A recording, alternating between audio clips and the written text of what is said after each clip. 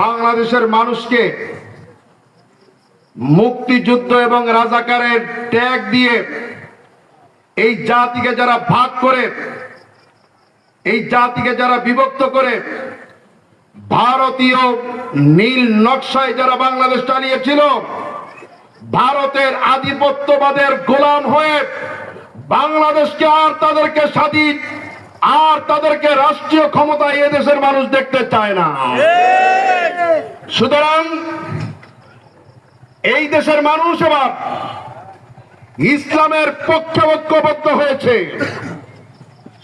ইসলামী আন্দোলন সহ যারা ভারতের আধিপত্য মেনে নিতে চায় না, তারা ঐক্যবদ্ধ হয়েছে একটা থিমের উপরে। তা হলো এই দেশকে নতুন করে আর কোন চাঁদাবাজদের হাতে আমরা লিজ দিব না। এই দেশকে আর কোন সন্ত্রাসবাদের হাতে লিজ দিব না।